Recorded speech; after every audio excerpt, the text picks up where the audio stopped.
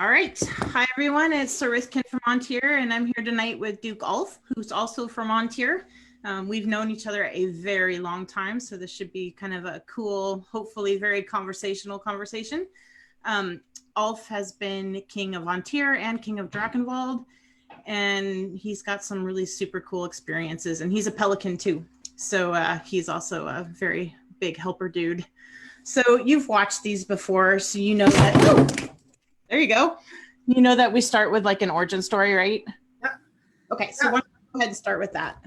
So I think the SCA kind of stalked me and hunted me down in a way because, like I'm sure just about everyone in the SCA, I was into history and knights and castles when I was a little kid. I had the advantage of my mother. Her first major in university was history, so I was exposed to all sorts of different things through that.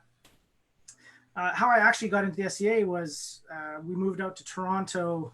I'm from Saskatchewan originally. Um, and my mother was an accountant and had to do some certification classes at the university. And she came back from club day and said, "Hey, I saw this thing. You might be interested." And so she had gotten the information. This was, of course, pre-internet, me being in my mid-40s. So I was 14. And I went down to the baronial meeting because, of course, the baronial meeting is where all the fun is when you're 14. Sure. But actually, I connected with some people there, and I went out to some of the practices there, the barony in Toronto, and I couldn't fight, and I didn't really know anyone, so it's not like I could even go do sort of fighting unofficially that some people might have done. And then it kind of got in the way of because I used to go to hockey practice, and then the baronial fight practice was across the street from the rink we practiced in, so that was good for a while. And then it got in the way of hockey, and I was also curling and on the swim team, so it drifted away. And then I moved back to Saskatoon, and I was in high school, and the local barony in Saskatoon, Mergenwood, did a demo at my high school. Oh, that was cool. I never really did anything there. And then I moved out to British Columbia, where I live now. And my dad came home from something one day and said, "Hey, remember that thing you were talking about? I saw these guys bashing at each other in the park." So I went down the next Sunday, and that's how I started. And those guys just took me in. They were a couple years older than me. I was 18. We made, we had the Known World Handbook, that original known World Handbook, and that's all we had. We made armor. It was ugly but functional. We had pickle barrel and a few other things, and I scrounged some bits and pieces. They got me in armor at a little local event, and then 2 weeks later at Clinton War, which for those who don't know was our biggest event up here. It was over 1,000 people and a pretty fun little war with a 2-3 story castle, and I was hooked. That was it. And it took me a couple years to get really into it a lot. That was 1992. I was still playing semi-pro football at the time, not especially well, so I didn't go anywhere, but so I didn't really start fighting until the next year. And then the first few years, I fought a lot, half the year, because I was thinking somehow I was going to make it as a professional curler, believe it or not. And so I didn't fight much in the season. I didn't. My roommate won the world championship, but I didn't. So there you go. So who were the people that you hooked up with that got you in armor? So none of them are in the SC anymore. My friend Lyle did show up to one event a couple of years ago. He was a great guy.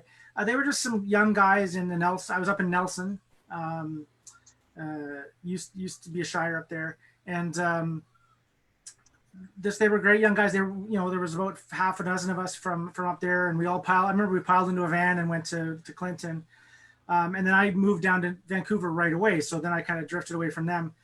And very quickly, I got super lucky. I connected with a fellow running the 2 practices a week in Vancouver, Sir Max, who, if I've become anything as a fighter, is probably largely due to him. It was a real practice. Monday, Wednesday, it wasn't just the usual smash and bash that we had at the baronial practice. It was drills most of the practice, and then a bit of fighting at the end. And he was a great teacher, fantastic at teaching the basics. And then, I was reasonably athletic. And so within, a year or two of starting, I mean, I think within a year of fighting, I went 6 rounds in Crown. Um, I mean, I think it took me another, I don't know how many years to do that again, but just he was able to mold me and give me the basics, and I'm forever grateful for that. And that practice had some other great people. I mean, there was Duke Darius, Sir Antonio, Ragnar was there. Later we had Viscount Kieran was kind of my same generation coming up. So many good fighters. I'm forgetting several, I'm sure, but I just was so lucky that we also had several other practices. So I'd go to the Baronio practice Tuesday. First Viscount Scalanis, who some old timers might remember. He had a practice Thursday nights, and later when he stopped, Duke Eric ran a practice Thursdays, and so I was fighting 4 nights a week. Wow. And then pretty much spring to fall, almost every weekend. Certainly probably 3 weekends.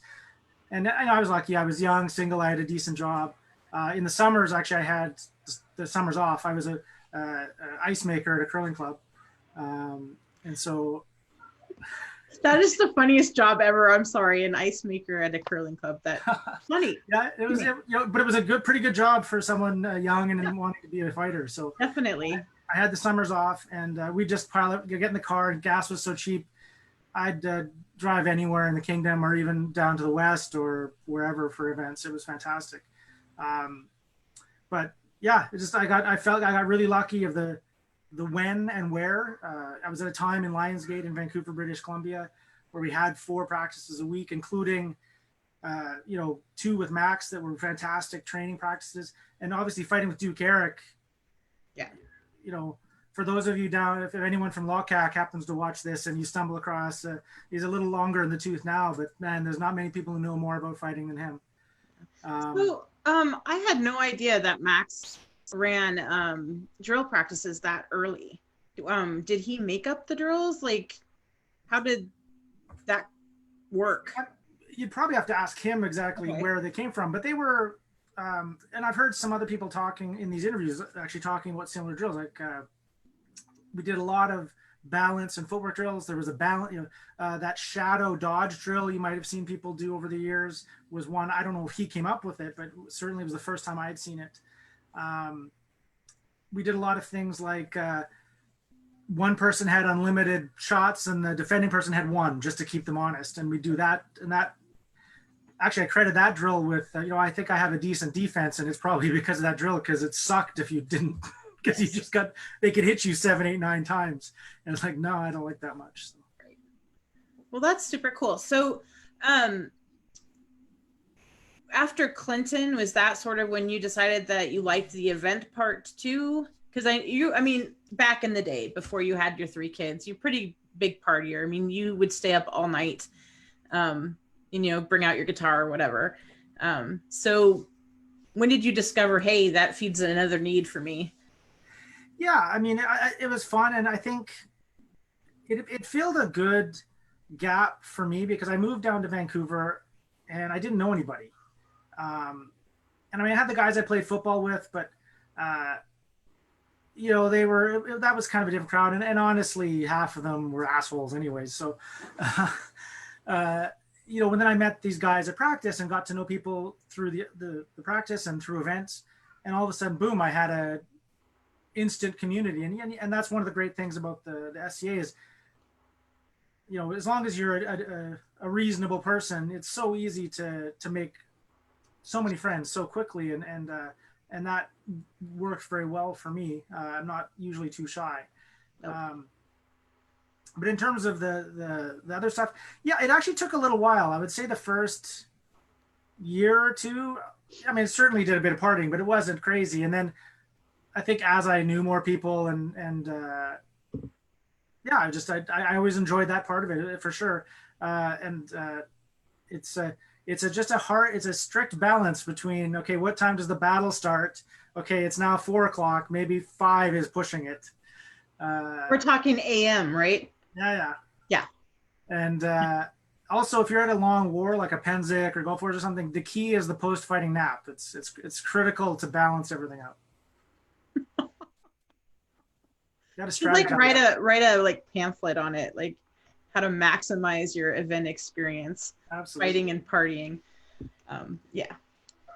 So who are your sort of first mentors? You had a couple nights, right? Yeah, I mean, in terms of fighting overall, I would say Max was the first one. I was never his vassal in any way. Um, I don't think I ever asked him. I kind of wanted to be his squire. Who wouldn't? I think I forgot to get around to asking him, and then I became a man at arms to his squire Antonio, and then we made a horrible mistake, and when he got knighted, I became his squire immediately. Um, and he's a great guy. The being his squire was not a mistake, but probably doing it right away was unfortunate. And then he drifted off after a couple of years. He drifted away from the SE. He made a big career change and everything for the better. It was it worked out super well for him. But he went out east and went to school and just wasn't around much. And so, as you alluded to earlier, I was a little bit of a gong show in other ways. I didn't say gong show. Well, okay, I am. Okay. But and so with him sort of drifting away, and Max had moved away down to the U.S. I definitely, I think, was a bit aimless. I probably needed a bit of a firmer hand or someone at least willing to smack me upside the head and say, "Hey, what are you doing?" Right. And certainly one nice thing with SCA is there's lots of people who are willing to do that here and there ad hoc. Tim, example, filled in for that need for me once at a crown where, and this is a long time past, so I think I can probably get away with this story. But Bulwark and Thorin liquored me up and shuffled me out into the Squires tournament, and Tim grabbed me by the scruff and yoinked me off and gave me a stern talking to. So that I've never, that was 25 years ago. A long time ago. Yeah, 25 years ago, and I've never done that again. So that was a good lesson learned. But anyways, towards the end of me being unbelted, I think I just needed someone to really kind of hook up with and guide me, and that ended up being Duke Davin. I'd been a part of the Varangian Guard since pretty soon after I joined, kind of 94, I guess. And, just a household of heroes, going back to, Dak, Torgal, Steingrim.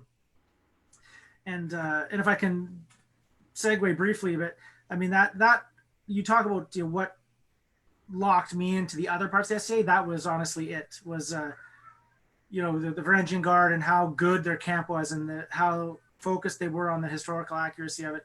And I remember an event, it was the May, it might have been right around the time you joined. It was the May Drown that Skepti won. That was right before I joined. Yeah, and it just poured and poured and poured and poured.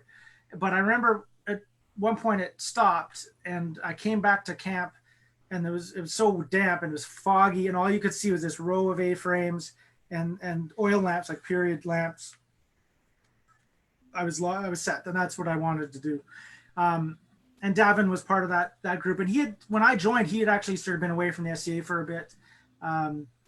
He came back, and really when we locked in was we went out to Pennsic, my first Pennsic in 2000, and I've never had another event like it. We got there Friday night, the middle weekend.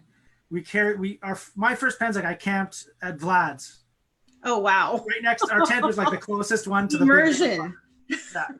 And so Friday night at Vlad's, we're carrying our tent in at like 10 o'clock or whatever time it was, setting up. I thought, oh, this is new.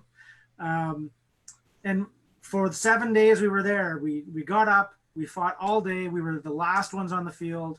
We went back, we'd go to the creek and rinse off and have the nap, the critical afternoon, early evening nap, eat, and then go party till 3 or 4 in the morning and do it all again. We did that for a week. I was a bruise from my neck to my knees. There was no spot of me that hadn't been hammered. I mean, I was picking fights with anyone who beat me up. And I mean, I was okay, but there was a definite tier where all of a sudden you'd go, okay, I'll go fight Lucan. And okay, that was that was a good learning experience. I have some growth to do. Yes. Yes. But anyway, so that locked me in with Davin, and we came back, and also we drove there. So 55 hours each way. You guys drove there? Yeah. Oh, wow. it was Davin and me and Brett, if you remember him. Oh, I do remember Brett. Yep. Yeah, nothing like waking up and Buddy's doing 95 through South Dakota with the trailer. Yeah. We had the Kingdom trailer, the Royal trailer. You couldn't have fit a pillow in there. It was so packed. Anyways, that really locked in my relationship with Davin. He's just such a good big heart and obviously a fighter of unparalleled renown. Really, I mean that event, that Pennsic, he was chosen for the Heroic Champions battle, and I remember there was a fighter that had been put in on the other side. It was one of the ones where they each side chooses someone and the winner stays in, and the other side had put someone in who's of some renown of needing a stout blow, and then our side, the Crowns, you could see them, they were like, oh, they didn't know who to pick, and Skepti, who didn't know any of these people, Right. kind of picked up on it and says, I suggest His Grace Davin. And if for those of you who've fought Davin over the years, and as his squire, I've been on the unfortunate end of that a lot, and it's always fun, but sometimes it hurts. He's such a jovial, relaxed fighter 95% of the time. He's the strongest human I've ever met. I mean, yeah. So he could break you in half if that's what he wanted to do, and he doesn't. He doesn't. Most fights, he doesn't even throw particularly hard compared to other people. He's more dangerous when he's out of practice. Yeah. But he's not normally like. So, but when Skepti comes over and says, apparently you have to hit this guy a bit. And so Davin goes in and his head starts switching and he starts pawing the ground. And I'm like, oh, okay. Anyways, to make a long story short, I'm sitting there with Brand from the West watching this, and they go lay on, and Davin just goes whoop and throws a wrap, bounces the guy's head off his shield with the wrap, and then crushes him in the crease. And I don't know if he was going to take the headshot, but his legs started spasming involuntarily, so he took that. But yeah, that was everyone kind of like. Oh. Anyways, so that's who I was learning from, and it's sort of interesting. You look back, that was 20 years ago now, and you'd think that most activities like this, things would get faster, stronger, everything like that. We hit way harder back then. The gauging has gone way down. It's I guess it's just an evolution that's happened. It's fine. I'm fine with that. But it's just interesting now that I'm thinking about that story. It's like, oh man, he would have been like rung up by the marshals if he did that now. Well, maybe. It depends. But I mean, to Davin's credit, like he is a huge guy, but he's like the most graceful fighter. Oh. And he knows how to explain what he's doing. He's a little esoteric, but it's actually kind of cool because you don't really expect it. His body mechanics are phenomenal, and like he doesn't throw hard at all. He uses he's about, at the time anyways, I haven't seen him in probably a year almost now, but back then he was probably close to 350 pounds. Very muscular, but moved on his feet better than almost anybody half his size. And it was just beautiful to watch. And it's one of the things I always loved about the traditional, I guess, on-tier fighting style is it's more very fluid, very footwork based. And I've always loved that. Yeah. And I was blessed to have him as work with me closely. Him and Barrick would come over a lot and help me. And Barrick was also very good at that in-tight footwork. And really both of them, I think, I'm pretty solid in my offside work, and they really helped me develop that. And I've been very lucky with who I've been exposed to. So did you also do Pell work as you were moving up? I did when I was starting, because that's what I think in the Notable Handbook, it talked about a Pell or something.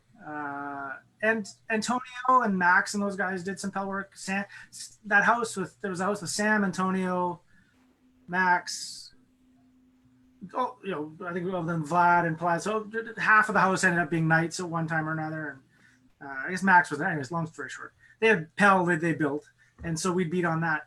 I haven't done Pell work in probably, other than showing someone how to do something at a practice, in 20 years, I guess, before I got knighted. Anyways, it's one of those things I do. I do slow targeting work, I guess. Like in a mirror? Yeah, using a toothbrush or sometimes even a sword, but it's not about speed. It's what's the angle I want, what's the body mechanics to get there. I try to work angles a lot, so for me, it's just visualizing it. I don't need to. Once I see it, I can do it. So Yeah, I remember when Radnor came up to teach, he talked about how on his commute he would throw his blows while he was stuck in traffic. So it was all about visualization and muscle memory. Ugh, yeah. I've had a long day. So that's kind of what you would do. Yeah, I just and I would recommend everyone should do effective pel work. Make sure you know what you're doing. But yeah, it's I've also probably averaged 2 or 3 practices a year for the last 15 years. So that maybe I'm not the best guy to take advice from.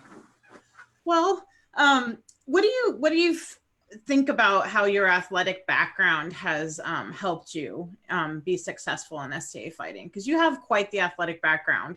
It helps for sure. I mean, body mechanics are body mechanics, and if you do things, starting when I was a kid, I was a gymnast. I did everything: swimming, baseball, football, hockey, curling. Curling, don't forget curling; it's critical. No, I could not forget the curling. I didn't even know what it was until I met you. Oh, there you go. I thought that was a joke. But well, and even like I played tennis and like everything, and so you just learn to, and I think that's what it helps me when I see something I can do it. I'm pretty good at making my body do what I want it to, and I think so that shortened the curve a bit because I got okay pretty fast. Yes. And I didn't put the work in to take the next step for a few years, so I kind of stayed okay. And then I went. Sorry. Oh, I was just gonna say, do you feel like when you hooked up with Davin, that's when you made the next leap? Oh yeah. Yeah. I mean, focus. I'd spent a couple years when the practice situation had fallen apart in Lionsgate a little bit. I lost focus. My fault. I had options and I didn't take advantage of them, and so I wasn't fighting as much, and even at events I wasn't focused on the fighting as much.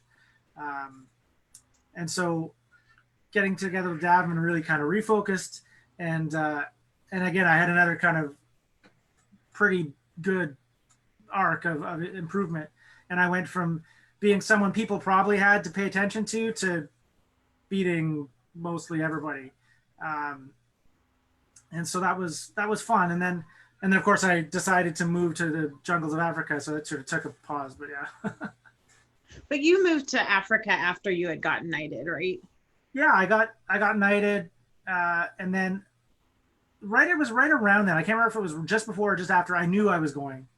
And then there was a bit of about a 5-6 month delay before I actually left, where I would do a bit of fighting, and mostly I just sat and waited, and yeah. But it was fantastic, and I mean that period from about probably 2 years before I got knighted to when I got knighted was. I mean, looking back, I wish I'd kept fighting and practicing and training like that. I mean, I'd probably be better. Well, priorities shift, and that's okay. You seem to have an ability to bring your mental game like super sharp and do well in tourneys even when you haven't been practicing. It's like your superpower. Guile and treachery is good. I changed my fighting style a lot, a little bit, I guess, after I won my first coronet. I was gonna say, did you win? You won coronet after you got knighted, right? Yeah, we became a principality. Right. In 2003. About a year after I got knighted, and I finaled in the first one and then won the second one. So I went that fall. I finaled in Crown, and then the next weekend won Cornet, but I tore my shoulder up at Crown. That was the Canada Crown? Yeah, up in Quad War site. Right. And so I Crown was fine, no problems. And then, so in Ontario, of course, as you know, the day that isn't Crown, whether it's the day before or day after, we tend to do the Squires tournament, and I armored up for that, and I shouldn't have. I pushed myself to the max the day before, and I tore my shoulder up really good, tore my rotator cuff. And so I was young enough and dumb enough that it didn't trigger like, oh, maybe I shouldn't fight in Cornet next weekend. But I did, and I just other than the finals and one fight, I couldn't throw a headshot. I had to leg everyone first before I could kill them. And so the whole tournament, I just leg people, and then now I can throw at your head. Except Kieran, I'm pretty sure knew that, and I couldn't sit back on him. He just always chews me up if I just let him take the tempo. And so I had to sort of gut up and okay, this one's going to hurt a bit, and I threw the headshot. Luckily I only threw one, but anyways, after that, leading up to that, I was a really aggressive fighter. Again, relatively athletic and learning from Davin, and that was when he was effective. And I'm not so much anymore, but at the time I was probably a little bit like a more sucky Davin, and a lot of the similar styles and movement. And then tearing my shoulder up, for the next 3, 4, 5 years, I really fought on a pitch count, and it's one of the reasons I stopped practicing a lot. And I knew in a tournament I could throw X number of shots, and then I couldn't do much. Okay, so for those of us that are not as athletic as you, what's a pitch count? Oh, so I mean, I could throw so many shots, and then my shoulder would just tighten up, and and then I basically I knew I couldn't just come out and try to chew people out with 50 shots because I'd only be able to fight 2 rounds. So I really flipped my style, and I became a very, very focused on counterpunching, and it worked. Again, in hindsight, I wish at that point I had maybe been reaching out more to some of the more experienced fighters and getting their advice on that, because I probably should have just taken a break, rehabbed it properly, and maybe gone back to my old style, because I think I was pretty effective at it. But with the counterpunching, it was good. I mean, it got as long as I knew who I was fighting, which is probably one of the weaknesses of it. It's a bit tougher if you have no idea what someone's going to do. It really let me push people out of their game. Like, I had some of the best fighters in the kingdom didn't want to throw snaps against me because they knew they were going to eat it in the ribs. Right. But I became too reliant on it as well. And definitely. And so became too passive. And what happened is I'd always do well, pretty much always make quarters, semis, or finals in Crown. But there'd often be that one person that was not a good style for me. And so I went a lot of years coming close. And I won the 4 Cornets, but in Crown I couldn't quite get over that hump. And that hump often was called Sven, but that's a whole he must have knocked me out of 3 crowns and a couple of champions as well. But he had a pretty dominant decade there for a decade. Oh, so fun. But and so that also kind of led into a tougher part. So anyways, when I left, so I got knighted, went to Central Africa, and I spent a year living in Central Africa with nothing there. Like, there was we usually didn't have electricity, no telephones, no internet, no nothing. It was great. And there was, and I was lucky to have some friends like yourself who occasionally wrote me a letter. And you know what? I found one of those letters a couple months ago. I was cleaning out my office. It was good. Nice memory. But the one thing it did do is I got in the best shape I'd been in since probably I was still playing football. I mean, I jogged 10K to drop a guy's, someone had forgotten a book, and I ran 10K to go drop it off and back. A lot more walking in Africa. Oh, yeah. I mean, I didn't have a car, and the only time I got in a car was to get in these god-awful buses to go back to the capital when you hoped you got there alive. Yes. And so I came back in fantastic shape. It was the people who've only known me for, say, the last 15 or 16 years would be surprised I was pretty thin. But so I came back and it took me one event to knock the rust off. The first event I fought, it was supposed to be the first Thierry Cornet, but for some administrative reason it wasn't. I would not have finaled in that one if everything felt wrong and weird, but by a month later it was fine.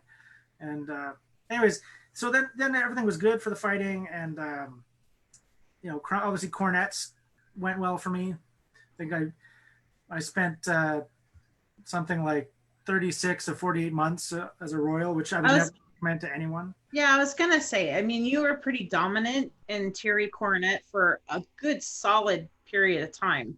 Um, what what was the motivation, and what did you like about reigning as prince up there? Well, initially the motivation was we were a brand new principality, and the energy and just it was amazing. And also, it was a really interesting time. Like traditionally in Ontario, the center of power fighting wise had kind of oscillated between Madrona, which is Seattle, and Three Mountains, which is Portland. And it spent a good long chunk of time in the 90s in Seattle. And then Sven would win one and then it'd be back to Seattle. Um, and then we had this huge, you look now, I mean, there's a bunch of dukes in that group of people and other royal peers and excellent knights that all kind of matured around the same time within a few years of each other. And so not only did you have the energy of a new principality, but we had fantastic cornets. I mean, we'd have 45 fighters with 20 knights. The first one had, I guess, what, we didn't have that many dukes earlier on. So we only had Darius was in the first one. So we had one duke. Wolf was in there. So we had a count, bunch of knights. And that entry kept up, I would say, really until kind of everyone had done it at least once or twice. Our cornets, this is, I'm sure regional ego talking, but our cornets were the equal of most crowns, I would say, for the first 5 years. Well, I still think that they're pretty high caliber. And I don't think you're wrong. I think that's a pretty true statement. And I think you guys having a principality up there was one of the main reasons the shift of power went from Seattle and Three Mountains to there, because you guys have more of a focused identity and really a one big practice, or you did for a while. It's definitely, I mean, zero doubt. Not only do we get that extra to high high stress, they are high stress, and they really put you under the microscope. And so right from the time people are unbelts to when they get competitive and are threatening to win, they get more practice in that.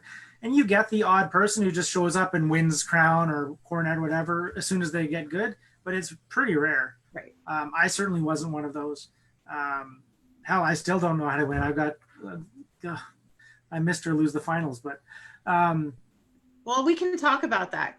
Okay. But so it's a great focus, and also not only just the fighting part, but there's been people who are very good fighters, and they're up here that have gotten to where they could compete for crown or even final in crown and stuff. And I've always recommended, like, fighting cornet, win cornet first, because it's low stress. Like, being prince is a lot of fun. You get to do all the fun stuff. You don't get to make peers, but honestly, that's not the most fun part for me anyways. But you get to do all the fun stuff, and all of the really crappy stuff goes straight upstairs. So, and then you get to learn all this, court, like running court, even if you sat as an attendant or in court as a spectator many, many times, running it is different. All of that you get to practice, all of the just being a good royal. Like I think now back to my first few events as prince. Oh my God, I was an idiot. I remember trying to be cool. I mean, I was very hungover in my defense, but Davin had come up. It was the first event I went to as prince, the very first one, and it was Gerhard's last event. It was a Baron Gerhard, who was an icon up here for anyone who isn't familiar with him. He Knight, Pelican, Laurel. He was the whole bag of chips. And him and his lady were Baron and Baroness for 27 years, I want to say. And really were kind of the den parents to most of the principality now. You can see their influence everywhere. And so it was a big event. It was huge. Like, they had to move, maybe a few weeks before the event, they had to move to a bigger hall because so many people were coming up because Gerhard was ill and it was going to be his last event. And so Davins comes and stays at my house, and we polish off by accident like a 40 vodka. till 4 in the morning, and then we get up at 7 and drive to this event, and we get to it's maybe an hour drive, and we get like 15 minutes away, and I go, I forgot the cornet. I can't show up to my first event as Prince without the cornet. I can't do it. So we turn around, we go get it. So we come back. We're a little late, but it's all good. Court happens. Skepti's king, who had beaten me in the finals of Crown, which is made for an interesting dynamic. And I am just not feeling good. And people were commenting on you. Your Highness, could you? I'm thinking maybe you could work on your throne presence, because I was sort of hunched over on my elbows, sort of like a gargoyle on the throne, trying not to throw up. Nice. And then we started talking about, we're about to go to Australia, and I remembered kings and queens being inspirational, so that I'll be inspirational. And I stood up at my sword, and everyone made some speech, and everyone joined me coming to Australia, and this was like crickets. Okay, thanks. Yeah. Okay, I'll sit down now. So you get to practice all that stuff and hopefully get better. And I don't know if I ever did, but it felt better on my side at least. Yeah, that's funny. But anyways, just to go back to what you're talking about with the cornet, you get to practice that focus, and I think that's why, as you mentioned, we had a ton of people who've gone. In fact, 2 or 3 have gone from winning cornet, stepping down, and immediately winning crown. For a while, the schedule meant that it was the very next week. Right. Owain and Saverick both did that. Yeah. And you can't do that anymore because they changed the schedule, I think. But it's it was it's not an accident, and it's a confidence thing too. So I lost crown the very next weekend. I lost cornet first. A couple months later, I lose the finals of crown, and I lost both of those convincingly. In the first cornet, Thane Oak, who I had been beating like a pell at practice for months. He was on a mission that day. I was there. Oh, he just, yeah. I mean, he destroyed me. It was unfair, is what it was. It was very mean. He wanted it more than you. Oh yeah, it was. No, I mean, it wasn't a competition. It was awesome. And what he was. I don't think you looked as bad as you think you did. Thank you, but I was not impressive, and I mean, you know what? It was good. He was the right guy to win that. And then so then Crown, a couple months later, I final, and Skepti just beats me like a harp seal. I mean, he'd been king twice by that stage, so this was his 3rd win. Same thing I'm talking about with the cornet is he knew what to do. He was calm, cool, collected. I was like, what am I doing here?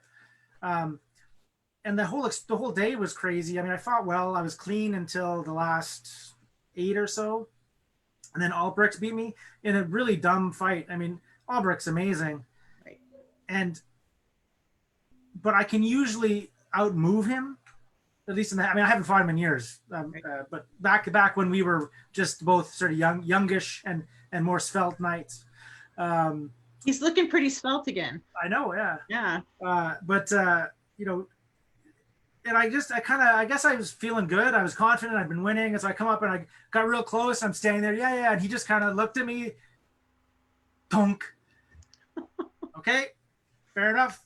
And then I won another fight or two. And actually that's the one time I think in a crown or championship that I actually beat Sven. I knocked him out in the semis.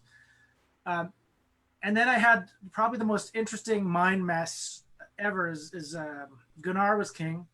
And he comes up and he goes, well fought. You've got the bye into the finals. Finals, the crown. Oh my God, I've been wanting to do this for, 10 years. Oh my God. And then 2 minutes later, he comes back. I'm so sorry. Actually, you have to fight Albrecht again. Which I won that time, so that at least I got my Rowengi there. But yeah, you got to get in the fight this time. Yeah, and then Skepti just beat the pudding out of me.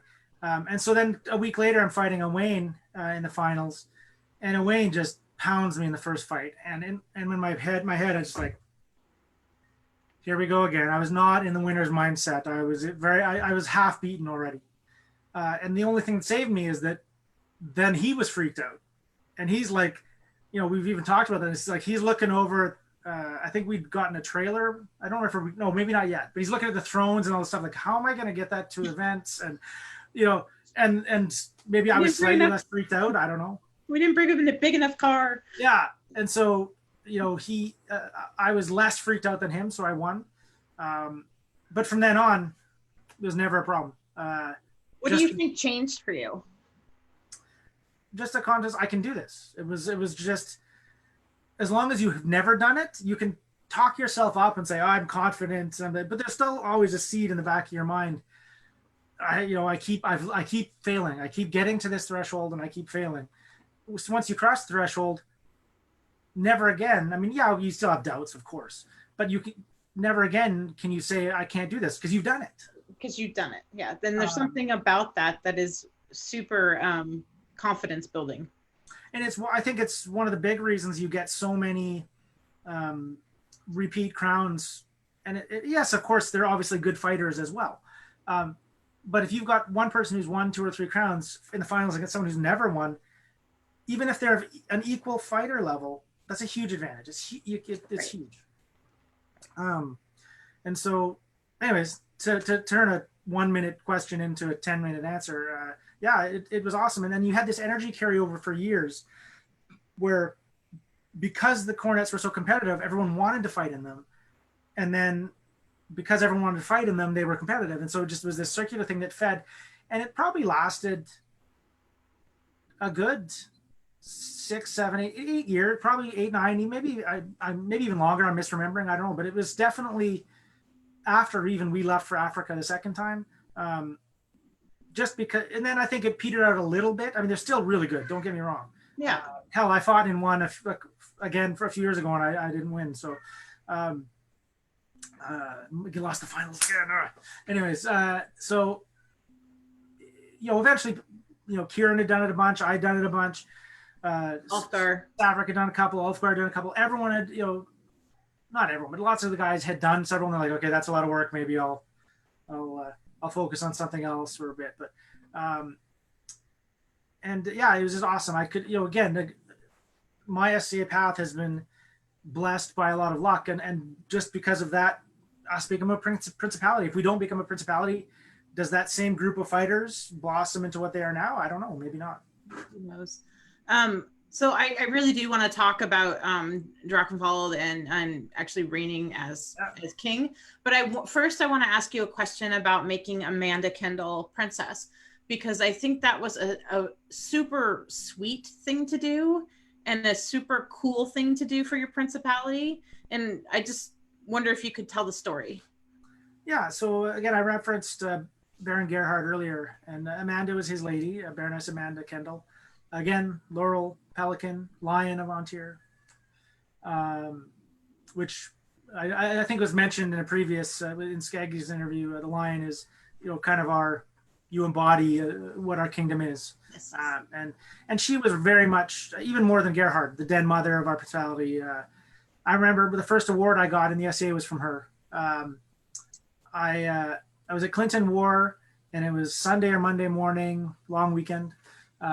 And someone comes to my tent and said, "Oh, Wolf, they're calling you into court." And I climb out of bed, and I go to court, and they call me in, and I'm looking up, and Amanda's giving me that amazing smile, and I'm just trying not to throw up on her feet.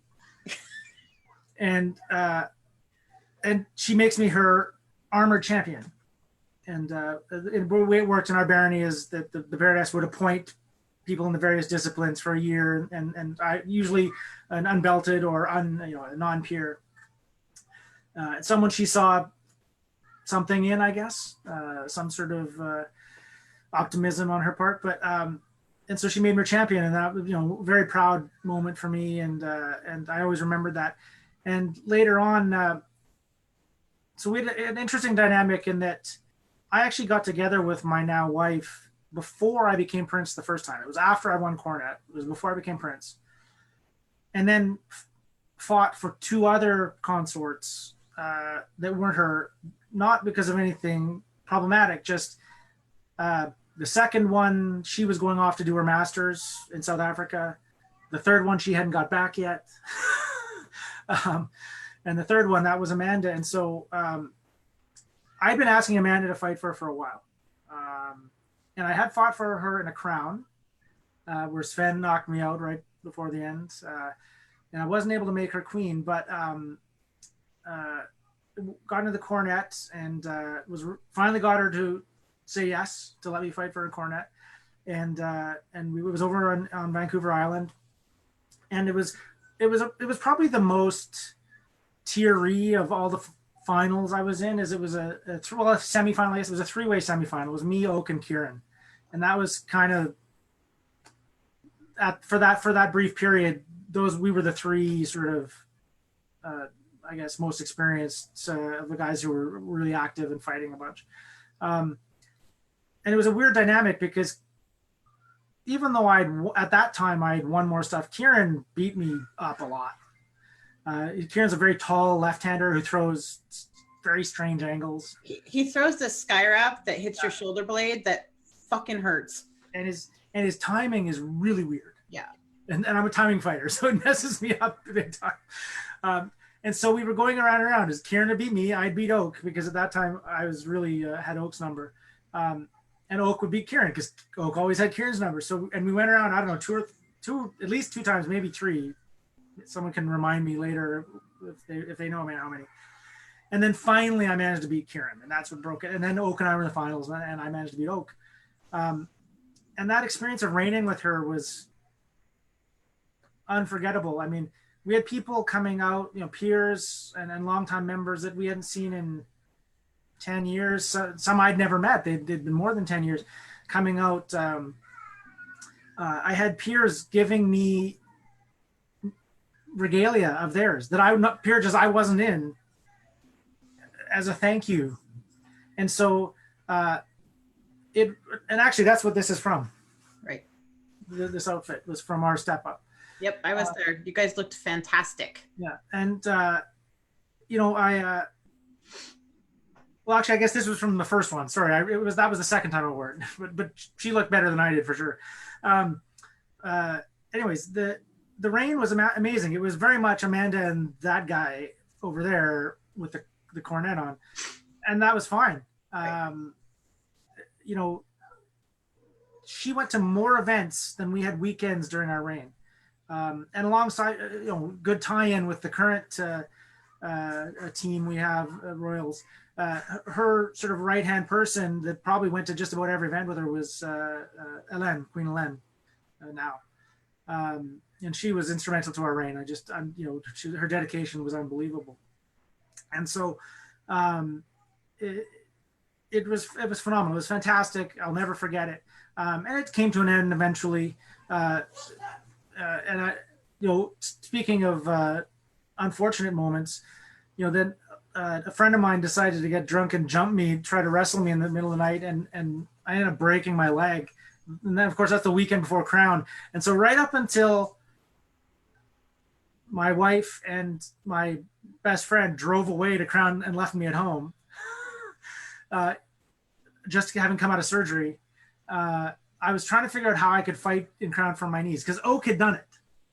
Oak had made the semifinals or something like that, maybe in finals. It was before my time, fighting from his knees the whole tournament. I was like, and then I had a huge spiral fracture, and they'd put pin. It was finally, it's they're there, little guy, you're not going anywhere. So we're going to talk about Dragon Ball, but I just want to sort of give a nod to you.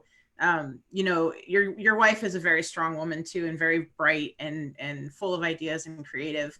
But every single woman that you put on the Tier throne was amazing, smart, creative, independent, vocal. And I just want to say, I think it's super cool for you to put those kind of women on the throne. So. It's important to put a good consort on the throne. Otherwise, you'd be stuck with me, and that's not anything anybody wants. So, no, I was very lucky. I mean, I had great people agree to let me fight for them, and they were all fun and interesting in different ways. I mean, they were all very different personalities. It was a lot of fun being along there for the ride. Okay, so let's talk about Dragon Ball. Yeah. So you guys ended up in South Africa for work?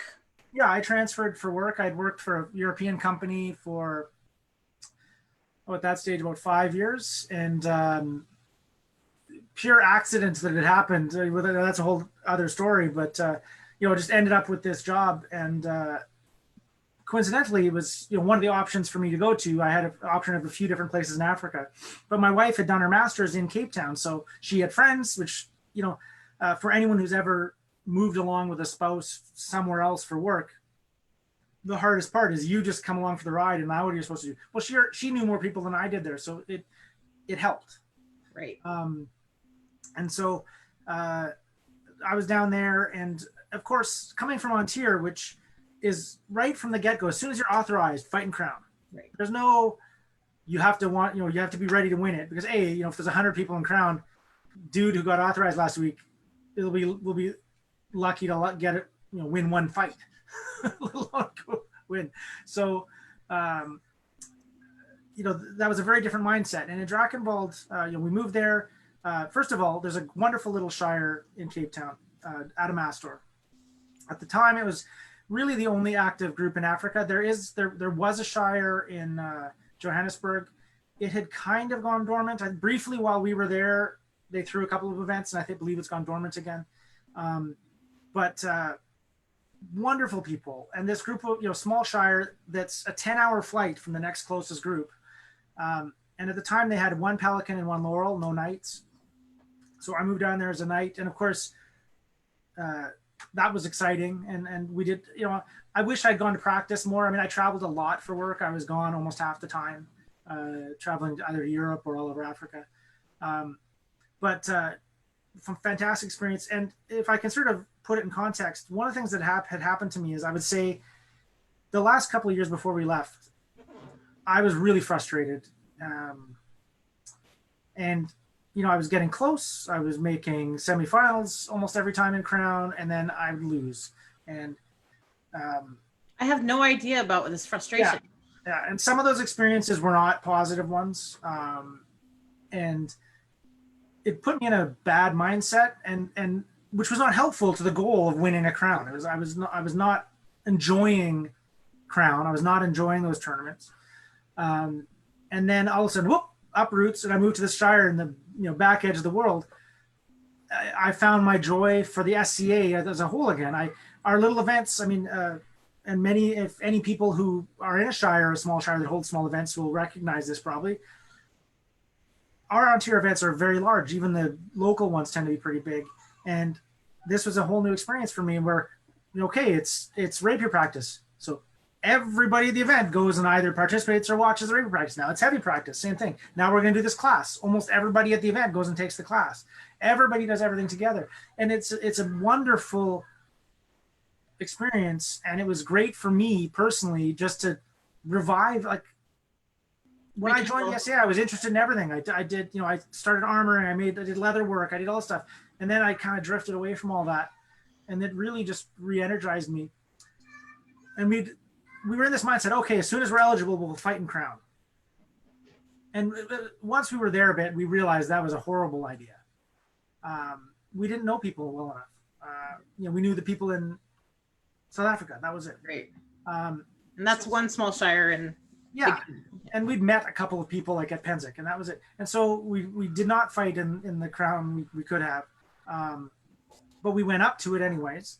And then I went to a bunch of other events, and Kiva did as well, went to a couple, and we got to know people, and that was the best decision we ever made, because then a year later, when we did fight in Crown, and we were lucky enough to win, we had a great support network, and still lots of people didn't know us because maybe they'd seen me, but enough people did that they helped guide us through it. And people were very forgiving.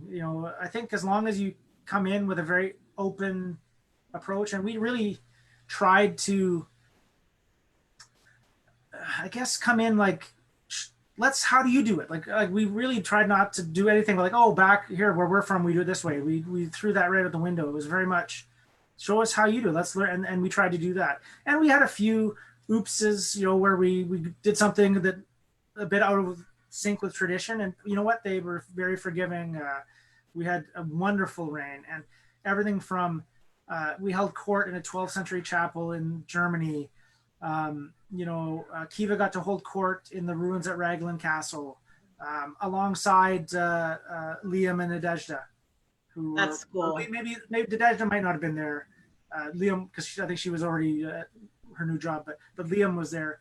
And just other experiences like that. We got to do a banquet on Gotland in I think it's 13th century, the chapter house there, and then they kicked us all out of the hall to get it ready for court or dinner, other way around. Anyways, they kick us out, and we went across the street to one of the, I think, 11 ruined cathedrals in Visby, and watched a fire show from a young group there, one of whom has now been king in Drachenwald years later.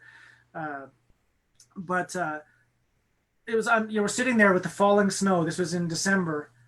We rented a house in Visby for a month, and it snowed every day we were there, and we're sitting there in this ruined cathedral with the snow coming down because there's no roof, of course, and it was, a whole new side to what we do. It was fantastic. I would highly recommend, if you've never been to an event in Drachenwald, feel free to reach out to me or anyone else who knows the events there, and we'll point you in the right direction, because it's something you should do once. So after talking to the Morgan from North Shield, I'm asking people, like, what do you think Drachenwald's signature event is that if you were going to visit an event in Drachenwald, you would recommend?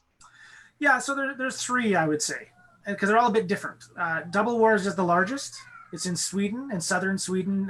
So you'd fly into Copenhagen and take the train over from there. It's the largest event in Drachenwald. I think it's between 400 and 450 people these days. I last went a couple of years ago with actually Davin and Tim and Tirza and Groa. It's just a great fighting event. It's the war is one of the wars. It's just two wars, but one of the wars is over which side of the butter should be put on. That's what the war is about. Is it the flat side or the holy side? And it's very intense. It's more than you'd think, but it's a wonderful war. Cudgel War is in Finland in July, and it's a little smaller and a very different vibe. It's a week. These are both week-long events, but it's the most vacation-like event I've ever been to.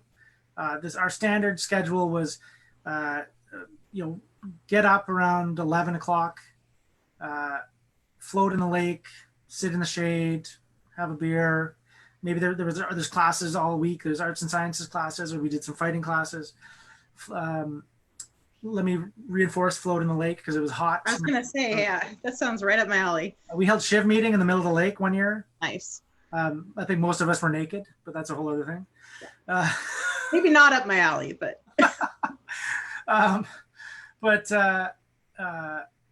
And then we did the food there is amazing. So every recipe is period, and it's amazing. It's the best eating I've ever done at an event in my life. And if you're traveling there from outside, there's cabins you can get room in, and you can sign up for food, and so there's meal you're covered for all your meals.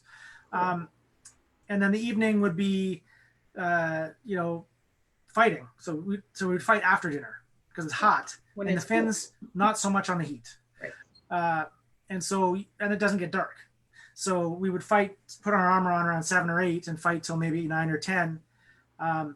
Take armor off, and then it was sauna, lake, shower, rinse and repeat, beer till about 3 or 4 in the morning. Do it all again. And if you have family, it's wonderful because the kids just run around in this little mob for a week. Cool. It's a wonderful event. That's Cudgel. Cudgel, and then the third one I mentioned is Raglan Fair, which is in Wales, southern Wales near Cardiff. And that's in early August.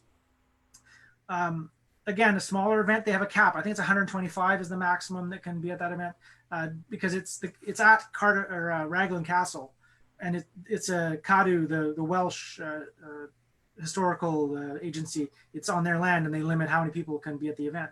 But you're camped around the castle. We're fighting in the castle. I think Radnor went over there and set up a cot in one of the rooms underneath.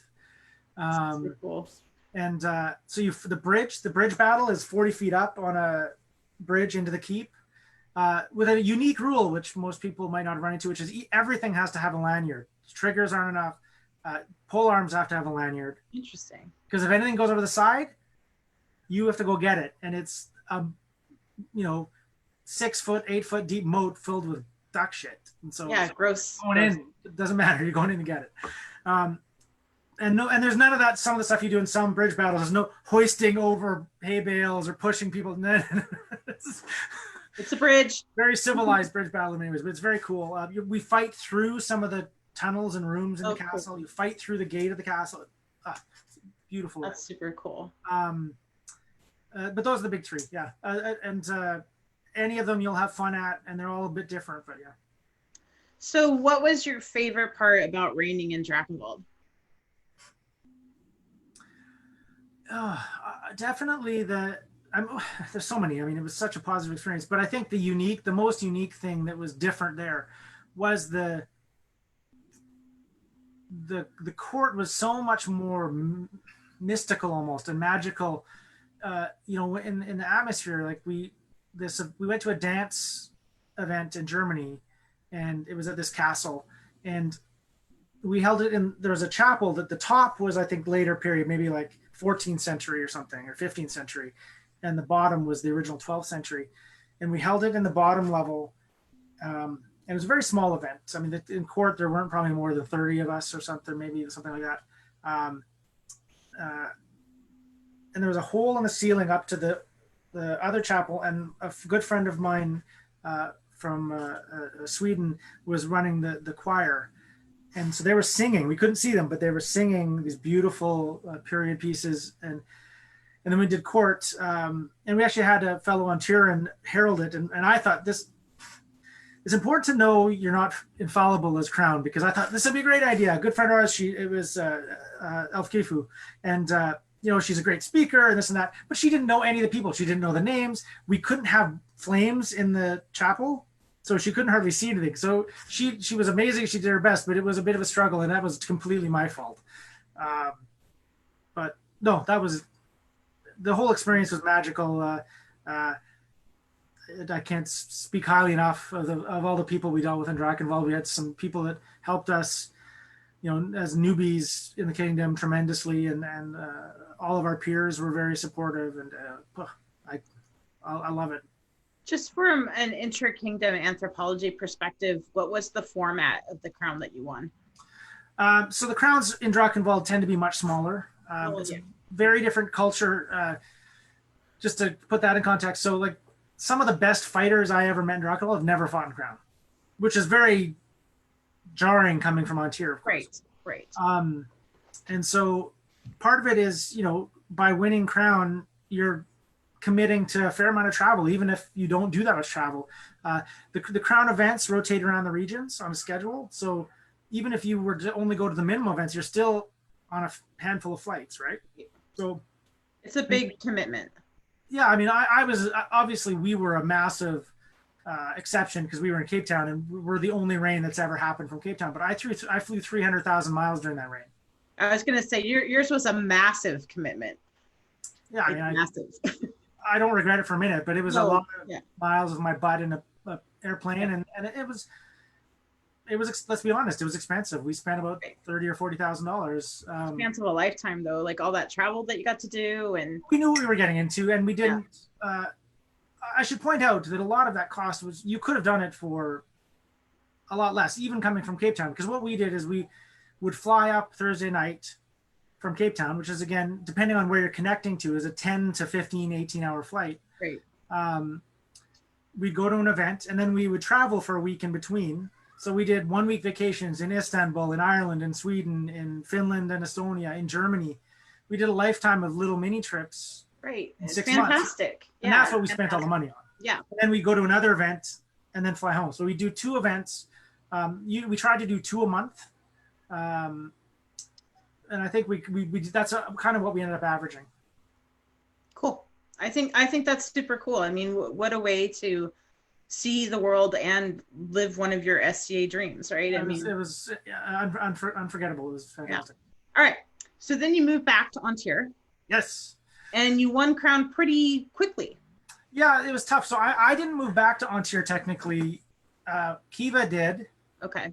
and I did. All my stuff moved back to Ontario, but I was Were you working in in the U.S. Texas? I was working in Florida and Oh, Texas. Florida. Okay. Um, and so initially, I was still King of Drakenwald when I got transferred back. Oh, So Kiva stayed in Cape Town, and then we got all of our stuff packed into a container, and it was sailing across the sea. And that's when we rented the house in Sweden in Visby for a month. And then I flew over to join her for a few weeks of that. We stepped down at 12th night in Drakenwald and then moved over, which was unfortunate because honestly, I was really enjoying Drakenwald, but it is what it is. right. And so I was in Texas a lot, but I was coming back at least once a month, and then over time I came back more and more and more until in 2014 when we had our first child, I was pretty much back full time. But yeah, so we came back in 2011, basically January 2011. I was in the finals of Crown in May against Thorin. Then I tore my shoulder up. The Pennsic after that, just a fluke thing where I did a really clever tournament thing that was a really dumb thing to do in a melee with a 300-pound guy running at you, and he ripped my arm off.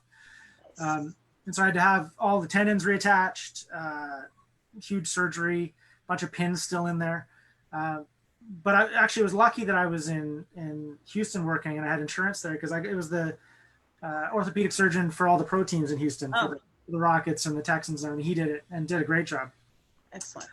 And the rehab really sucked. Probably the worst thing I've ever gone through, but I was pretty committed to it. And then I fought in the May Crown. It was the first time May Crown that next night was the first time I picked up a sword since the surgery. And I did okay. I think I went 5 or 6 rounds, but it was definitely not there. And then I won the following crown in September, and that was a lot of fun. I think one of the reasons that maybe I was having more success and getting to finals and then winning is what I mentioned is going to Drakenwald really re-energized me. It made me enjoy everything about the SCA again. It made me enjoy fighting. I was enjoying fighting again more, which I hadn't for a while. And so it was easy in a way, like if that makes sense. Like I wasn't stressful. Let me put it that way. Right. Easy is the wrong word. You were relaxed and comfortable about it. Yeah, and so I just kind of went through, and of course the typical thing, I drew out to Mercedes and he beat me up because he always beats me up. But I got a draw with guys that I could beat, and then I got to the finals, and what I talked about earlier is it ended up I'd won 4 cornets and a crown, and I'm fighting Eric, who'd been just knighted and had never been in finals of anything, and so it was I took had the advantage in that final. Well, okay. I have to stop you though, because you fought a very smart final. I remember that final, and you were very patient. So give yourself a little credit there. Oh yeah, I mean, I think I'm always, well, not always. I try to be always patient, and I don't succeed, but it's I think I was in a better mindset, and I fought. I also had the luck of having a now left-handed Duke as a squire, my first squire. So the fact that he was left-handed didn't freak me out at all. Yeah, that was a good experience, a good day. I got to thank Eric for being a great opponent there, and I was really happy to see him go on and win a couple. Yeah, he's a good guy. Yeah. So what was your favorite part about reigning in Ontario? So I think my biggest single thing I love doing, whether it was as Prince or as Crown, is going to tiny events in the middle, like the big events, whether it's a Crown events or Baroni events, they run themselves. You're honestly furniture, you've got things you have to do, hopefully you do a good job. They can be fun. Don't get me wrong. I'm not saying it's bad, but it is what it is. And that's what's going to happen. And making peers is fantastic and a wonderful experience, but it's got nothing on going to a shire that hasn't seen a royal in 5 years, and you give a bunch of people awards of arms and some grant level awards and maybe even a peerage that they don't expect because they haven't seen a royal in 5 years. That's way more fun. And then you get to sit. The other part is you get to sit around and actually talk to people. Right. At Crown events, you don't get to sit around and talk to anybody you don't know. Right. There's no time. Like you go 12th night, you're in meetings or court from 8 in the morning until I mean, our 12th night, I was in something official from 8 in the morning till 1 in the morning. Yeah, Like it was it's a insane. little ridiculous. So the small events, it's going to small events, giving people who are totally blindsided their word of arms or whatever, is easily the most fun thing we get to do. You get to impact their SCA experience in a meaningful way too, that you just don't get to do at an overscheduled crown or 12th night or whatever. Hopefully, I hope so. But I mean, being completely selfish, it's the most fun thing I get to do. So, what's your favorite Ontarian tradition? Oh, I might. It's tough to go against the collar of steel. It's kind of cool. If you get to do that, it's kind of fun. And it's kind of, well, I mean, as you know, it's also fun being on the other side of it, especially if it's your friend. There's nothing like, you got to make sure you find a part of the costume that isn't gonna get caught or anything and get you murdered by whoever made it. But going and giving him a little poke with the sword, whatever, that's always a little fun. So Merrick is actually asking, what would you say, a fork? No, a little poke with the sword that you're holding. All right. Yes. People did that when I was there. Maybe it's just me. Maybe I'm the only one. So Merrick's asking a really good question. He says, having traveled as much as you do and reigning in multiple kingdoms, what culture do you identify with the most, and where do you consider home? Ontario, for sure. I mean, Drachenwald was wonderful, but we were so experienced in the SCA when we moved there. I didn't grow up there. I mean, I've also technically lived in Eldermere, Onstiora, and what is now Avacall as well, but definitely Ontario. I'm an Ontario knight. I was an Ontario squire. Absolutely.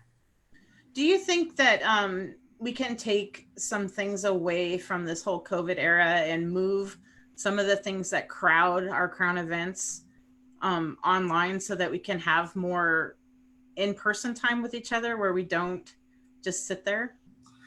Oh, for sure. But not just the online thing, because that's tough. That's always tough for some people. I mean, obviously, I mean, you and I work 9 to 5, or, well, to be honest, probably longer, but our office online, so it's second nature for us. Yeah, but a lot of people aren't. It's not their thing, and they're not interested. And I think we should respect that. And so, yeah, we can move some things online, but I think we should be hesitant to move things fully online just because it's a different thing, and we lose that connection. That said, our meetings are difficult. Ontario is a huge kingdom. I think we're the second now, even after losing Avacall. I think maybe we're still the second largest, certainly the third largest for sure. And our peerage meetings could have 120 people. Like, that's not a meeting anymore. That's a conference. And so, but I think one thing, Ontario is wonderful. I love it. We do so many amazing things. One thing we're really bad at is looking elsewhere for inspiration, I think. And so in being able to travel around and seeing how other kingdoms do things, that's one thing I brought back is like, hey, what if we tried something this way? And I look at Onstiora, which, and if there's any Onstiorans watching, forgive me if I get this wrong, but my impression is like, they don't do it like we do, where we do all our peerage meetings at crown events. They might end up being at a crown event, but they tend to do one at a time. And so they'll do a laurel one at this event, a knights at this event, yet so on and so forth, which means that there's one meeting they can dedicate a bit more time to it. Because I got to go to some peerage meetings in Onstiora. As King of Drachenwald, interestingly, I kind of didn't tell anyone I was showing up, so I asked some ladies if they minded if I changed over here. It was like pants, tunic, belt, chain, crown. People were running around. I think the King of Drachenwald's here. Oh, sorry. But anyways, that's an interesting idea. Is that for us? I don't know, but it's an idea. I kind of kicked that ball off, and then Havoric and Mary Grace sort of tried to say, we don't need to do all the meetings at every crown event. And, there's some pushback on that sometimes, but we need to do something, because like my 12th night was an awful experience, and that's my coronation. That should be a positive thing. And it was awful. There was a fantastic party in my suite. So in Ontario, usually, and depending where the event is, it's usually in a large hotel. The incoming and outgoing crowns get these huge, lovely suites. Like ours was like an 800 or 900 square foot suite with a jacuzzi tub and a separate bedroom, giant. Like it had a 400 square foot bathroom or something. It was insane. And I I heard there was a good party. It was over by the time I got back to my room. It's nuts, and we can do better. That's what I think. I think we can do better, and I think maybe this is a good time for us to sort of think outside the box. Sure. So I don't know. That's what I think. But we should probably look at your killing tool because I've kept you over. Let's do that. So I should have made a new one because God knows how old this one is. So I tend to use a titanium hilt. Is that a Marcus hilt? Yeah, I just bought another one. I now have 3 or 4 of them, and I'll never let them go again. I traded one to Saverick once for a bike. Horrible idea because he doesn't like making them anymore, so you can't get them anymore. But I use a single figure trigger. This is a really bad example of one of my swords. It's a horrible handle. I usually carve my handle down much more. Yeah, that's. But I have the always trigger. do it wider at the bottom like that. I do like the wider at the bottom because if you take a piece of clay and squeeze it to sword width and look at what it's shaped like, it's much fatter at the bottom. I learned that from Ethel here, someone who you probably never met. He was Unsteady or whatever. Yeah. Okay. The guy who makes the mouse and cat armor. And he did it even further. He actually carved a piece of rattan and glued it onto his sword. And so it was like soup, but it was like, oh, it sung in your hand. The thing wrapped like no sword I've ever held in my life. And I've always meant to actually go get around to doing that and actually glue a piece on and see if I can get it right, but I haven't. I'm pretty lazy when it comes to this stuff. But I use a trigger that goes right up into the joint. I run my sword really loose a lot. I do a lot of rolls where I'm barely hanging on to it. I use what is now probably a bit of a thug stick. I tend to use 1 3/4 rattan, and I plane it down. I do not use a thrusting tip. That's just tape holding the sword together because this is an old sword. How long is it? 35 usually.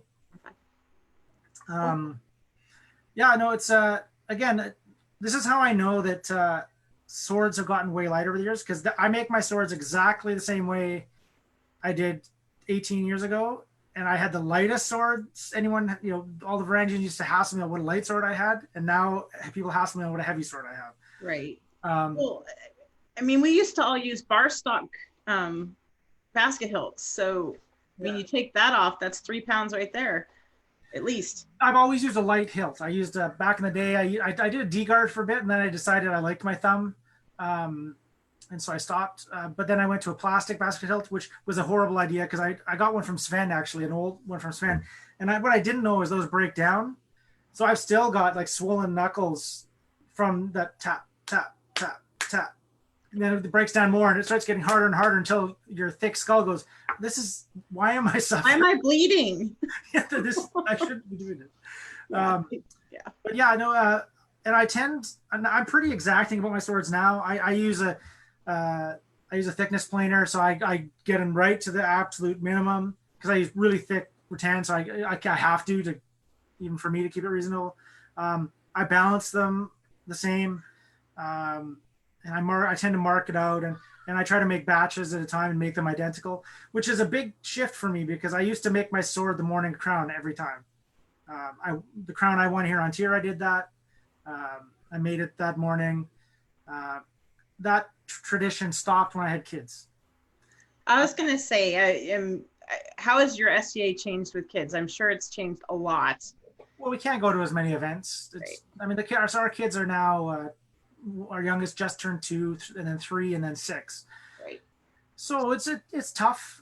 We've kept going to events, but it's tough. Like if it's a crown, it's tough on my wife because, we're both peers. She's a laurel. I'm a pelican and a knight. And so, we feel like we should go to the peerage meetings if we can. You're both royal peers. Yeah. And so there's meetings to do. And then if I'm fighting crown, I'm gone quite a bit for that. And then if there's a Shiv meeting, our Shiv meetings after crown can go on a bit. And that can make for a very long day for her. So understandably, she doesn't necessarily enjoy that very much. So, it changes that. We've had some friends that are fantastic and supportive for us that make it even possible for us to go at all. Yeah. But it's definitely changed. We don't go to as many events. I can't just up and grab my buddy and drive 6 hours, 8 hours to go to an event. Although I'm looking to change that. I'm about to get my pilot's license, and then I'm going to get a plane, and then I can do that again. Wow, that would be super cool. Yeah. So then I'll be able to go to tournaments in Oregon and stuff again. But anyways, it's been a lot tougher, but it's going to get easier. Like we're just almost at the stage where the kids will listen. Right. I think you froze. Are you still there? Okay, you are still there. Yes, you're like, but more thing before we get to the final 10, I just wanted to say how impressed I was when you autocrated that crown at the Boy Scout camp, the one that Saverick won, that you were in finals. Like, I don't know how you could mentally like focus enough on your fighting while you're autocrating to make the final. Like, well, that was honestly purely giving no fucks. Like I hadn't slept much because the kids were miserable. It was a stressful weekend. My wife's grandmother was passing away. Yeah, I remember. She passed away either during it or just after. So she was away. So I'm walking around being event steward with my daughter, who was, let's see, that was September. So she was like 10 months or 11 months old, strapped to me. It wasn't perfect. I left her under a tree and forgot her for a little bit at one point, and I got a call from the gate saying, "Did somebody lose a baby?" Oh, Jesus. Oh, that's mine. Yeah. All right. Okay. Parent of the Year award. Yeah. It happens. But yeah, I was exhausted. I actually nodded off during procession. I was kneeling, like this, and I fell asleep. And then so I asked my squire, it was Ulfgar, because he wasn't fighting, and he was running into the store. He's like, "Hey, can I get you anything?" Yeah, could you get me a really big thing of Red Bull? And I'm no doctor, but I wouldn't recommend that method. But Red Bull powered me through that tournament. I don't normally drink it at all, ever. And I was humming. So a best of 9 final wasn't, in your wheelhouse that day. That wasn't. It's hard to say. I mean, Saverick had been working really hard on fitness and stuff, so he was definitely in better shape than me. But I also I felt pretty good. I think I won 7 of my fights by one shot that day. So I had not been fighting a lot. And so I felt okay. And even at the end, I didn't feel exhausted or anything. He was just, on that day, he was smarter than me. I started off good, and then I got impatient. And you talk about, against Eric, I was patient. I wasn't, I lost patience, and I did not. And that was the flip side. I'd fought very differently than I normally do in that tournament. And maybe that helped me with my success, as people are expecting me to be very cagey and counterpunchy. And they would just go there, and I'd go, "Ah!" But then I couldn't do that in the final, and I didn't shift. Saverick and I traditionally have great battles. And I, in the back of my mind, I kind of feel like I should have won that, but I wasn't smart enough to do it. He fought a more tactical fight than me, and he won. Yeah, he's a very smart tourney fighter. Okay, so final 10. If you could fight anyone in the world, who would it be? Yeah, that's a tough one. I'd say either Stefan von Dresen, because I fought him before, and he's unlike anyone you've ever fought. I fought some of the greatest fighters in the SCA world and gotten beaten up by them. He's a whole different level. He is far and away the best fighter I've ever fought. And fun. I mean, you lose a lot, but it's fun. You don't have to win for it to be fun. I mean, it is fun to win, but there's a lot of how did you do that? Yeah. Cool. Who would you like to see reign in your kingdom? Oh.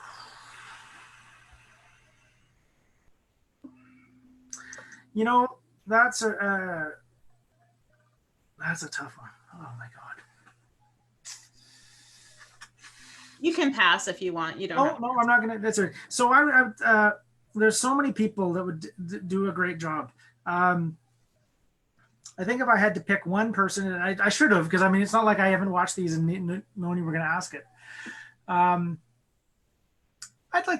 guess I'd like to see Ulfgar.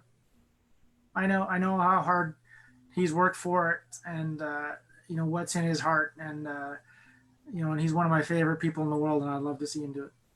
Excellent. If you could talk stick with anyone in the world for an hour, who would it be?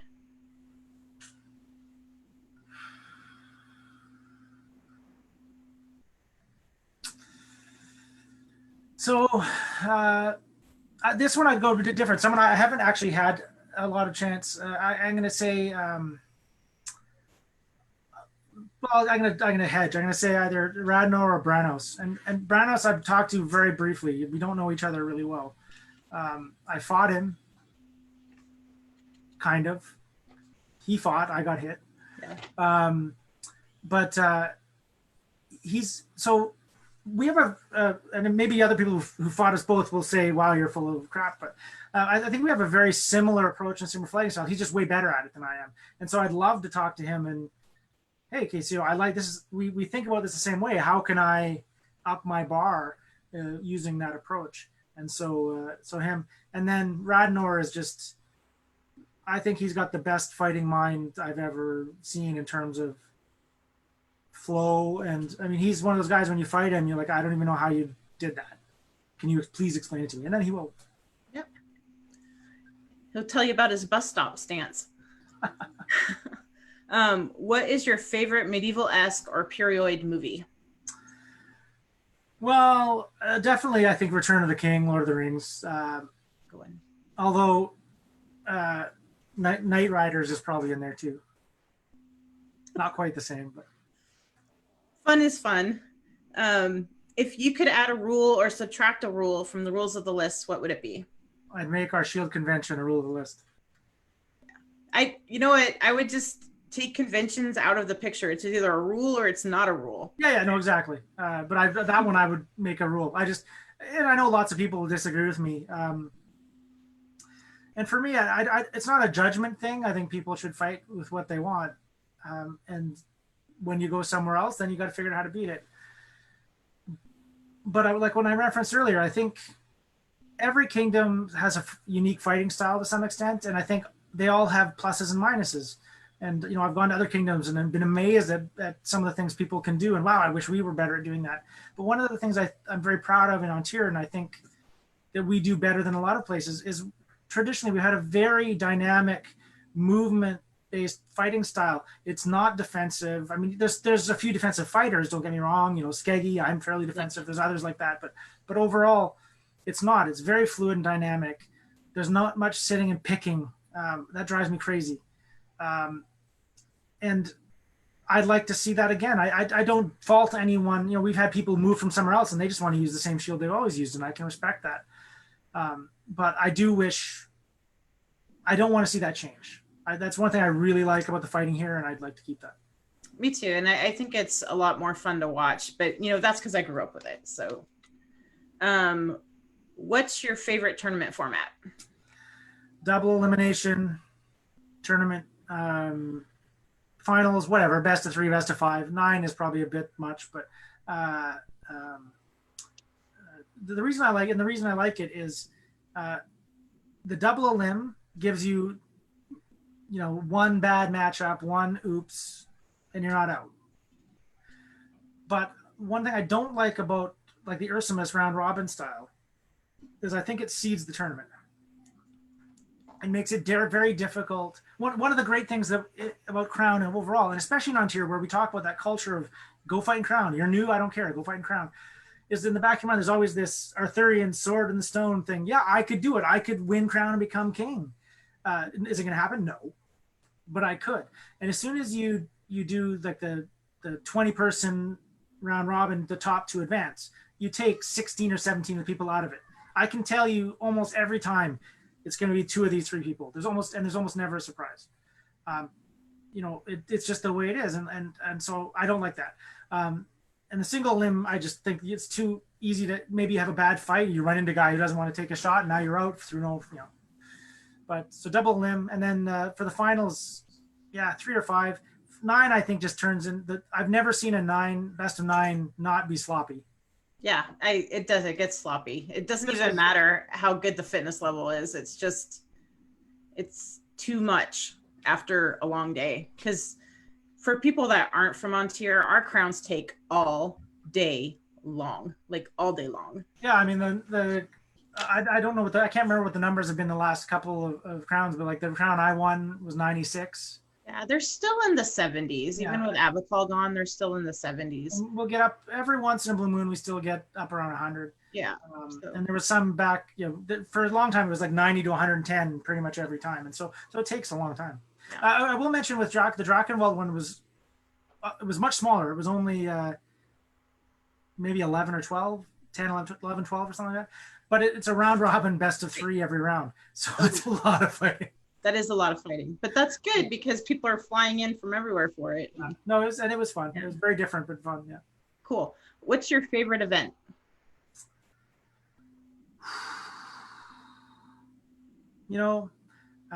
Probably Ontario West War. Penzik's a close one in there. Gulf Wars I've started enjoying, but Ontario West is where there's hardly ever any of the crap that can happen in other wars. Like even times where I've seen people get heated and stuff get steamy, it's sorted instantly. We all know each other. It's like everyone talks to you. Like, let's go be cool. Some of my best experiences in the SCA have been there.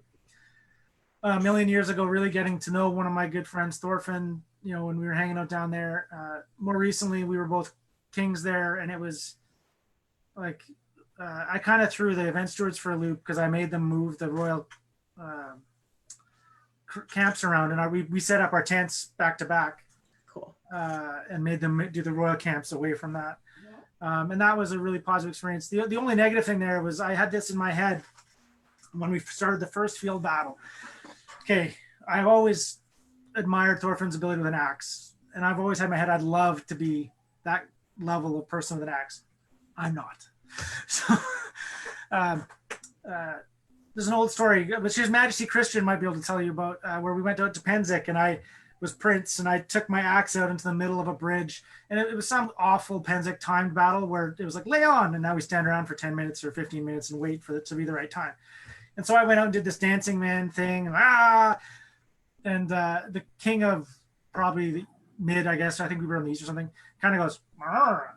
And Duke Maynard steps out. And for anybody who doesn't know Duke Maynard, he's certainly one, if not the best, one of the best pole armors in the SCA. Phenomenal. And now I'm like, oh, I'm here with this little Dane axe, and now the best glazesman in the society's here. Okay, run away. It's like, oh, I'm a knight. I can't run away. Crap. So I was like, okay, I have one chance. I'll block the thrust that I know is coming, and then I'll just jump on him and hump him to death. And I didn't. So, and then they carried that one coming. Yeah, they carried my body off. So it was not as heroic as I had in my mind. Anyway, so I had a chance to redeem myself. Axe on axe battle against Thorfinn, us both kings at Ontario West War. I think he took 2 shots. He had to take 2 shots to kill me, technically, I think. It was epic for one of you. Yeah, exactly. I'm glad I could provide that experience to such a good friend of mine. Yeah, you made him look good. So. Yeah. If you could have any helmet in the world, regardless of cost, what kind would it be? What don't you like about my helmet? This is like a fantasy helm. Like, it's not that I don't like your helmet. Yeah. What helmet are you wearing now? The same one. We should have had a picture of it. It's beautiful. No, then I don't like your helmet. Yeah, I made that helmet in 1995 in Duke Fabian's shop. It's time to polish the hell it. out of it. I should do it. I should polish it again. Anyways, I talked to Ugo about one, about a 16th century German version A. Oh, cool. Ugo style. I thought that'd be pretty kicking. Then my wife got pregnant, and my checkbook decided that wouldn't be kicking. So we'll see. If I'm getting it, we'll see. I guess I could decide. I could get helmet, plane. I don't know. Yeah. Or you can just, stick with that 95 helmet. And I've bought like 5 new helmets. I cannot get one. I've got an Acer helmet. This is the 2nd or 3rd Acer helmet I bought, and I just can't get one to fit right. Yeah, you and it's my fault, not Dave. He's gonna make me a new one. I just haven't made it happen. It's totally on my side. I think it's one of the hardest things, like when you find something that you really like, but you know that you could get something that looks better, to actually make the change when it doesn't feel right. It's like an old sock, sock, and it looks awful. I mean, it's crooked. The nasal is like, I don't know. I can't remember which eye it's over, but it's over. I don't even notice it anymore. But people look at me like, how can you see? Because it's totally almost blocking one of my eyes. and it's Mineko wants rusty, and usually it's got at least one or two stickers from whatever the last big war I went to is on. I want to. Mineko asked if this is a multiple choice question or things we don't like about his helm or essay, and I think it's an essay, and I think you just wrote it, so yeah. It's not very ducal. That's fair. Yeah, I should get I should get a better helmet for sure. It's I kind of got better armor for the rest of me now at least, but no more Loner Gorget. Oh, when did I do that? God, you had the Loner Gorget from Lionsgate for forever. Oh, I don't remember that at all. Oh, I'm not saying it's not true. I just don't. No. I'm pretty old. I've been hit in the head. Well, not so much recently, but definitely a lot over the years. Okay. It's Saturday morning at Estrella, and several people want to talk to you about last night. What did you do? Well, it's not Estrella, it's Penzic. Penzic, okay. So funny you should ask. So the weirdest one I had, and there's been a few. I went out and my squire was Prince, Ian's first reign as Prince of Tiri. And at the time, I was one of the old hats from Montier at Penzic. It was me and Marcus, and there was Mark and Elizabeth, but they kind of did their merchanting and heralding thing, and so I would take him around, introduce him to people, take him to which parties were fun and to go to, things like that. And we ended up at the Outlands camp playing 3-man, which is never the start of a good story for at least somebody. And so I showed up, and I'd already had a few drinks and was not in the best defensive position. And so I got singled out as the guy that was going to be the guy for that 3-round game. And so it got really bad. And finally, much, much, much too late, my beacon went off. Oh, and in there, Anharad, who was Her Majesty at the time, Queen Anharad, showed up. And I said, I'm a Knight of Montier. I'll drink for the Queen. Nobody needs to drink for Anharad first. Second, I shouldn't have made that decision. So, but before I got completely unconscious, my brain goes, okay, you're done. And so I apologized to His Highness, say I need to go. And I left, and I got past the bar and past the shower tent, and that's the last thing I remember. And the next thing I remember is being shaken, someone shaking me and to wake me up. And I come to, and I'm in a tent, and this fella is pretty surprised that I've crawled into his bed. And I'm pretty surprised that I'm there. And so I hop up, and I'm trying to scramble out of this tent. And he gets up and very kindly unties the flap so I can get out. And I leap outside, and I'm like, oh, what just happened? I'm panicking. And where are most of my clothes? I'm wearing my pants, thankfully. But everything with my belt chain, that tunic that Anissa made me with all the embroidery, everything's gone. Like, oh, Jesus, it must be in there. So I wait for a minute, and there was this big bell tent with 2 people sharing it, and I could hear them kind of snoring in stereo. And so I drop down and slither between 2 stakes, and I pop up inside the tent, and I'm doing this sort of drunken Nosferatu sneak around the tent, and I do a couple laps, and my stuff's not there. Okay, so I drop down and slither back out of the tent, and I wander around in the dark for a bit, and the sun comes up, and I find I was in this. The only time I ever took it there was this tall, ugly arming pavilion, and I could see it, and all my stuff was there. So the nearest I can figure out, I got back to my tent, got half undressed, had to go to the porta potty, and then turn left instead of right, and brain went lizard and just said tent, get in a tent. So that's what. And then just to add on to that story, another knight of our kingdom got very lucky that a knight from another kingdom approached me about a very similar story. He could not have chosen a more sympathetic audience for that particular one. Anyways, another 5-minute answer to a 10-second question. No, that's hilarious. Yeah. Did you introduce yourself to this guy that you shared the bed with? I couldn't. I tried to find it. So if anyone's heard this story from the other side, send me a note so I can apologize in person next time I go make it to Penzic, because I felt quite bad. I mean, hopefully no harm, no foul, right? But, right. Well, it sounds like you didn't scar him. He just sort of wanted to escort you out. Yeah. Okay. Who's your favorite fight ever? Sven. I haven't won that many of them, but some of my favorite fights have been against that guy. I mean, we had I mean, it was the finals of champions against him once, and he won I hope I'm remembering this right. He won the first one, I won the second, and then we double killed with the same shot, that god awful back blade offside, that pop shot, which I don't throw anymore because I like my elbow. We just gutted each other with that, and then he killed me and won. But yeah, it's always fun fighting him. He's amazing. Yep, he's a good dude. All right, and the bonus question is, who's the cleanest fighter in your kingdom? But I count Rustam. Good answer. He's a very clean guy. And Yeah, super nice. Oh yeah, and then and I could add others to those lists. And by the way, I mean, I think most of the time you're going to get a response of a knight, just because I don't think you really know how clean someone is until they've been in that situation where they might be tempted to choose not to be. Right. I mean, we got Rustam. I could put Halen in that list. I could put Martin in that list. Yeah, there's a lot of really clean guys, which is a good problem to have. For sure. Not a problem at all.